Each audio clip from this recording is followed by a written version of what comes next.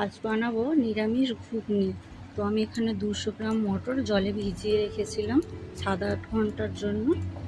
এবার মটরটা আমি প্রেসারে দিয়ে দিলাম, আর 3টে মিডিয়াম সাইজের আলু কেটে রেখেছি সেটাও দিয়ে দিলাম। এবার কড়াতে আমি সর্ষে তেল দিলাম।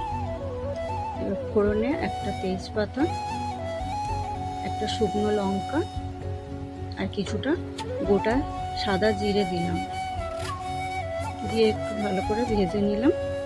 এবার আমি একটা টমেটো কুচিয়ে রেখেছিলাম, ওই টমেটোটা আমি দিয়ে দিলাম তেলের মধ্যে, দিয়ে একটু ভালো করে ভেজে নেব।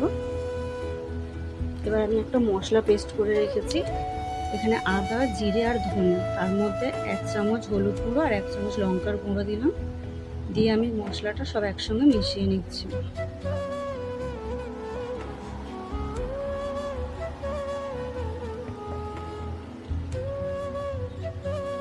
টমেটোটা নরম হয়ে গেছে, এবার মশলার পেস্টটা আমি দিয়ে দিলাম।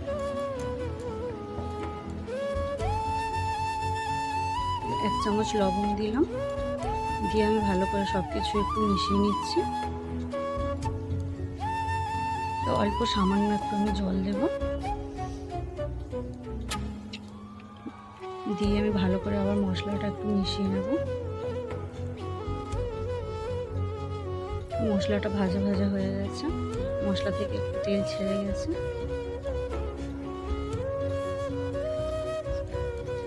এবার আমি সেদ্ধ করা মটর আর আলুটা মশলার মধ্যে দিয়ে দিলাম,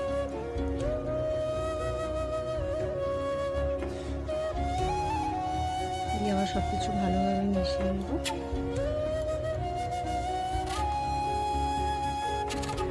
এবার আমি এতে 1 বাটি জল দিয়েছি, জলটা উষ্ণ গরম করেই দিয়েছি। চিনি দেব,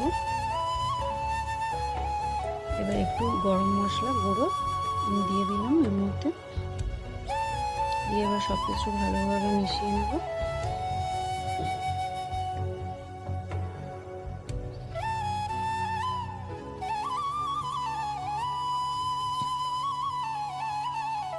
হয়ে গেছে আমার রান্নাটা।